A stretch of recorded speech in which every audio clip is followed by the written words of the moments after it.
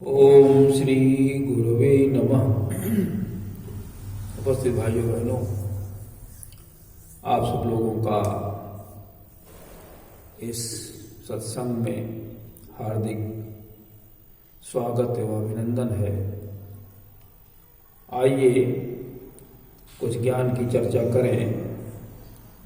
उससे पहले हम सब लोग मिल करके गुरु वंदना करें, क्योंकि गुरु ही परमात्मा का स्वरूप होता है। ओम गुरुर्ब्रह्मा गुरुर्विष्णु गुरुरेव महेश्वर गुरुरेव परब्रह्म तस्मै श्री गुरवे नमः। अखंड मंडलाकारं व्याप्तं येन चराचरम् तत्पदं दर्शितं येन तस्मै श्री गुरवे नमः। मातृवत लालयित्री च पितृवत मार्गदर्शिका नमो अस्तु गुरुसत्तायै श्रद्धा प्रज्ञायुता चया। ओम श्री गुरवे नमः। आइए भगवान श्री कृष्ण जी का ध्यान करें। ओम वसुदेवसुतं देवं कंसचाणूरमर्दनं देवकी परमानंदं कृष्णं वंदे जगद्गुरुम्। ओम श्री कृष्णाय नमः। सद्बुद्धि की देवी गायत्री का ध्यान करें। प्रकाश रूप परमात्मा के रूप में था प्रार्थना करें कि हमारी बुद्धि को सन्मार्ग की ओर प्रेरित करें। ओम भूर्भुवः स्वः तत्सवितुर्वरेण्यं भर्गो देवस्य धीमहि धियो यो नः प्रचोदयात्। बोले वेद माता गायत्री की जय हो। त्र्यंबकम जी से प्रार्थना करें कि सभी लोग स्वस्थ रहें तथा इस वैश्विक बीमारी से सभी लोगों को मुक्ति मिले। ओम त्र्यंबकं यजामहि सुगंधिं पुष्टिवर्धनम् उर्वारुकमिव बंधनान् मृत्योर्मुक्षीयमामृतात्। बोले त्र्यंबकम भगवान की जय हो। उपस्थित भाइयों बहनों, पिछले सत्संग में राम वनवास की चर्चा आप सभी लोग सुन रहे थे। सीता जी भी बहुत दुखी हैं, व्याकुल हैं और वो भी राम के साथ में जाने के लिए तैयार है। यहां तक ये भी कह दिया कि जैसे जीव के बिना शरीर, पानी के बिना नदी व्यर्थ हो जाती है, वैसे पति के बिना स्त्री का भी जीवन हो जाता है। कहती हैं कि जिए बिनु देह नदी बिनु बारी और तैसे नाथ पुरुष बिनु नारी। बिना पुरुष के नारी की भी वही स्थिति हो जाती है। हम आपके साथ में रहेंगे, हमें सारे सुख मिलेंगे, सारे सुखों का हम अनुभव करेंगे। आपके मुख को देखकर जो शरद की पूर्णिमा के समान है, हम उसको निहार करके ही हमें सारे सुख प्राप्त हो जाया करेंगे। चाहे जो भी दिक्कतें हो, कंदमूल हो, चाहे पेड़ों की छाल के वस्त्र हों, ये सब हमारे लिए दुखदायी नहीं होंगे। चाहे जो ऋतु हो, पर्णकुटी हो, चाहे उसकी घास की साथरी हो, हम सब कष्ट उठा लेंगे, लेकिन बगैर आपके हमारे हम रह नहीं सकते।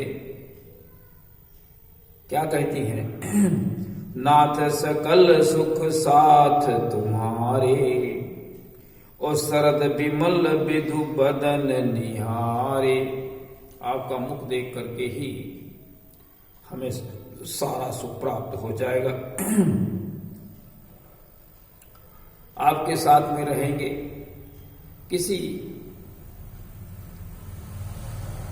किसी अभाव से हम दुखी नहीं होंगे। और आप तो जहां रहेंगे वहां जलचर, वनचर, नभचर, थलचर, सब इतने भी चर हैं, वो सब आपके साथ में मित्रवत व्यवहार करेंगे। किसी प्रकार कोई सामने आने वाली नहीं है। अगर आप हमको यही रख देंगे तो 14 वर्ष बाद हो सकता है कि प्राण इस शरीर में न रह पाए। अर्थात 14 वर्ष जब आप लौट के आएंगे तो हम आप जीवित नहीं बचेंगे। ऐसा उन्होंने कह दिया।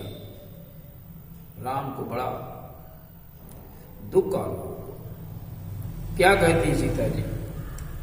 कहती हैं, राखी अवध जो अवध लगी, और राहत न जन ही प्राण, दीन बंधु सुंदर सुखद, सील स्नेह निधान। कहते हैं, हे दीन बंधु, हे सुंदर, हे सुखद, हे सील स्नेह के निधान। निधान मानव धाम। इनके पास इन सब चीजों का अपार भंडार, धाम कहा जाएगा, निधान कहा जाएगा। अगर आप अवध में हमको 14 वर्ष की अवधि तक रखेंगे तो क्या होगा? रहत न जन यही प्राण, प्राण इस शरीर में भी नहीं रहेंगे, निकल जाएंगे। अर्थात हमको जीवित नहीं पाएंगे। राम मन ही मन सोच रहे, विचार कर रहे। सीता की दीन बातों को सुनकर के बड़ा उनके ऊपर प्रभाव पड़ा, व्याकुलता देखी उनकी। तो राम ने कह दिया, अच्छा चलो चलो साथ हमारे, अब आप जो है मेरे साथ चलिए। क्या कहते हैं राम? कहो कृपालु भानुकुल नाथा, परिहरि सोच चलहु बन साथा। सोच को छोड़ दो, चलो मेरे साथ। अब राम और सीता 2 लोग बन के लिए तैयार। माता जी ये देख करके बहुत व्याकुल हो गई। ये सारी घटना कौशल्या जी के सामने ही हो रही है। बहुत व्याकुल हो गई। सीता जी कैसे जाएंगी, कैसे रहेंगी वहां पर जाकर के?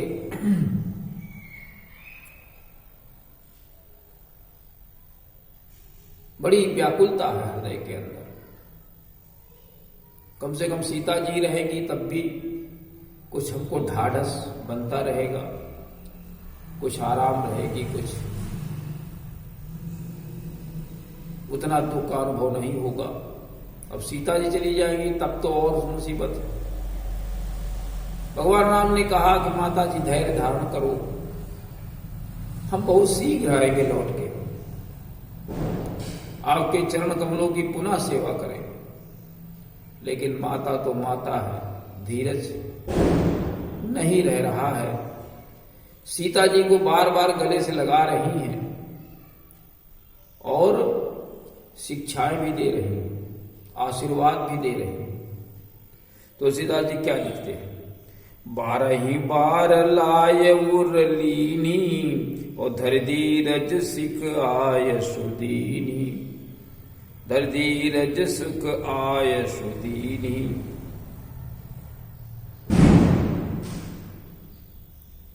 फिर आज्ञा दे दी और क्या कहती हैं, अचल हो अहिवात तुम्हारा, जब लगी गंग जमुन जलधारा।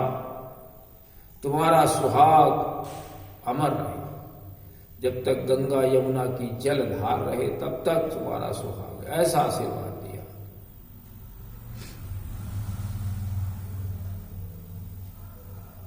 सिख आशीष दीजिए। तो इस प्रकार से आशीर्वाद दिया, शिक्षाएं भी दी और कहा तुम्हारा जो सुहाग है वो अमर रहे। जब तक गंगा जमुना जल में, जब तक गंगा और जमुना की जलधार रहे तब तक आपका सुहाग अमर रहे। इसी बीच लक्ष्मण को भी पता चल गया कि घटना तो उल्टी हो गई है। कहाँ आज होने वाला था राज तिलक और हो गया जंगल का राज तिलक, वन का राज तिलक। अब वो भी दौड़े चले गए, आंखों में आंसू हैं, हाथ जोड़े सामने खड़े हैं, कुछ कह नहीं पा रहे, इतना दुखी। क्या कहें, किसको कहें, पिता को कहें, माता को कहें, या विधि के विधान को कहें, क्या कहें। तो भगवान राम एक उनको उपदेश करते हैं। क्या करते हैं? कहते हैं मातु पिता गुरु स्वाम सिख, और सिर धरि करहि सुभाय, और लहु लाभु जई तिन जन्म करू, न तरु जन्म जग जाय। माता पिता गुरु और स्वामी, माता पिता गुरु और भगवान की जो आज्ञाओं का पालन सिर पर रख के करता है, मतलब माता पिता गुरु और स्वामी जो शिक्षाएं देते हैं उनका वो अक्षरशः पालन करता है, उसी का समझो कि जन्म लेना सार्थक हुआ। अगर वो पालन नहीं करता है तो फिर उसका जन्म लेना ही व्यर्थ हो जाता है। और जो पालन करता है माता पिता गुरु और स्वामी, उसी को जीवन का लाभ प्राप्त होता है। और बाकी तो जीते हैं मरते चले जाते हैं, उनकी तो जिंदगी ही व्यर्थ हो जाती है। माता पिता गुरु और स्वामी भगवान की बातों को मानना इतना आवश्यक होता है। परंतु हम आप अपने जीवन में देखें, न तो माता पिता की बात मानते हैं, कहते हैं अरे बूढ़े हैं, इनका दिमाग सही नहीं, तो मनमाना काम करते हैं। गुरु स्वामी की कोई बात नहीं मानते हैं। गुरु स्वामी क्या चाहते हैं? गुरु स्वामी चाहते हैं पुरुषार्थी बने, परमार्थी बने, वेदविद बने, तपस्वी बने। ये गुरु और भगवान सब चाहते हैं। हम आप क्या करते हैं? हम आप पुरुषार्थी, परमार्थी, तपस्वी, वेदविद नहीं बनते। हम सारा का सारा भगवान के ऊपर से छोड़ देते हैं। जो ईश्वर करेगा सो होगा, भाग्यवादी बन जाते हैं। लेकिन ईश्वर भाग्यवादी नहीं है, ईश्वर परमार्थी है, पुरुषार्थी है, तपस्वी है। तभी तो कहते हैं कि माता पिता गुरु और भगवान की बात को सर पर रख करके कार्य करें दिखती है ना, सिर धर करें सुभाय, स्वाभाविक रूप से सिर पर रख करके कार्य करें। माता पिता क्या चाहते हैं? हमारी सेवा हो, धन पैदा करो, पुरुषार्थी बनो, बुराइयों से दूर रहो, नशीले पदार्थों को मत खाओ पियो। ये सब माता पिता कहते हैं, उनकी बात नहीं मानते हैं और अपने जीवन को संकट में डाल लेते हैं। माता पिता भी दुखी होते हैं और पति पत्नी बच्चे सब बच्चे पत्नी सारे लोग कष्ट का अनुभव करते हैं। तो इसलिए हम सब लोगों को पुरुषार्थी होना चाहिए। हम सब लोगों को पुरुषार्थी होना चाहिए, परमार्थी होना चाहिए, तपस्वी होना चाहिए, वेदविद होना चाहिए। यही भगवान तो कहते हैं और भगवान ने इसी का पालन किया। मातु पिता गुरु स्वामी निदेशु धर सकल धर्म धरनी धर शेषु ओ सो तुम करहु करावहु मोहु ओ तात तर निकुल पालक हो। माता पिता गुरु और स्वामी के निर्देश ही धर्म रूपी शेष है। सकल धर्म धरनी धर शेष, वही सारे धर्म है। तुम भी करो और हमसे भी करो। भरत जी से कहते हैं, अपने पिता से कहते हैं कि धन्य जन्म जगती तलतासु और पितहि प्रमोद चरित सुनि जा। ऐसे कार्य करो जिससे पिता को आनंद प्राप्त हो। कर्म करो ऐसा। परमात्मा कैसा है? पुरुषार्थी है, भाग्यवादी नहीं। हम आप सब लोग भाग्यवादी हैं, भगवान को छोड़ते, लेकिन भगवान नहीं छोड़ते भाग्य के ऊपर। वो पुरुषार्थी, कभी नहीं भाग्य के ऊपर उन्होंने अपने को आधारित किया। हमेशा पुरुषार्थ पर ही उनका जीवन चला। हम आप लोग इसी जगह त्रुटि कर रहे हैं, इसीलिए गरीब है, इसीलिए व्यसनी है। सारी बुराइयां हमारे अंदर इसीलिए आ गई कि हम भाग्यवादी। इस प्रकार लक्ष्मण को समझाते हैं और कहते हैं, तुम यही रहो, माता पिता पारिवारिक जनों की सेवा करो, उनको संतुष्ट रखो और जो ये जनता है इसकी सेवा करनी। बड़ी मुश्किल से जनता अच्छी बनाई गई है, हम लोग चले जाएंगे तो ये फिर बिगड़ जाएंगे। इसलिए तुम यही रहो। और अगर जनता कष्ट में आ गई तो राजा को फिर नरक का गामी होना पड़ता है। राजा नरक में जाता है। क्या कहते हैं राम? कहते हैं, रहु करहु सब कर परितोषु और न तरुतात होई बड़ दोषु। नहीं तो बड़ा ही दोष लग जाएगा। और जासु राज्य प्रिय प्रजा दुखारी सुनप अवश्य नरक अधिकारी। जिसके राज्य में प्रिय प्रजा दुखी है वो राजा नरक का अधिकारी हो जाता है, उसको नरक जाना पड़ता है। तो इसलिए आप यहीं रहें। राम ऐसा कहते हैं लक्ष्मण जी से।